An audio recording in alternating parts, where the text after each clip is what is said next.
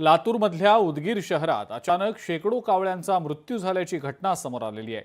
अचानक इतक्या कावळ्यांचा मृत्यू कशामुळे झाला याचं कारण सध्या शोधलं जातंय। नागरिकांमध्ये मात्र या एकंदरीत घटनेमुळे भीतीचं वातावरण आहे।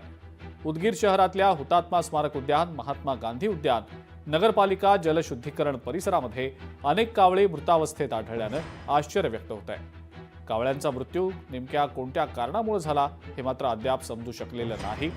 घटनास्थळी पशुवैद्यकीय अधिकाऱ्यांच्या पथकानं पाहणी केलेली आहे। मृत कावळे पुणे इथल्या रोग अन्वेषण विभागात तपासणीसाठी पाठवण्यात आल्याचं अधिकाऱ्यांनी सांगितलं। पुणे येथे कावळे कोणत्या कारणाने मेलेले याची शक्यता पडताळण्यासाठी पुणे येथे विभागीय रोग अन्वेषण प्रयोगशाळा पुणे येथे काल पाठवलेले आहे आणि आज तो माणूस तिथे पोहोचलेला आहे। सॅम्पल तिथे पोहोचलेले आहेत।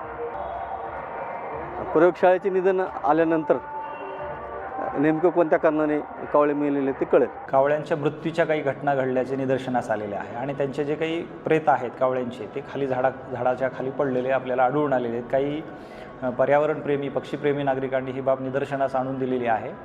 त्या अनुषंगाने काल पशुवैद्यकीय विभागाला सूचना देऊन त्यांच्यामार्फत त्यांचं सॅम्पल पुण्याला अधिकृत म्हणजे त्याचं फाइंडिंग्स घेण्यासाठी पाठवण्यात आलेलं आहे। त्याचे रिपोर्ट्स यथावकाश येतीलच, परंतु यामागचं कारण अजूनही कुठलं म्हणजे लक्षात आलेलं नाही किंवा समजलेलं नाही।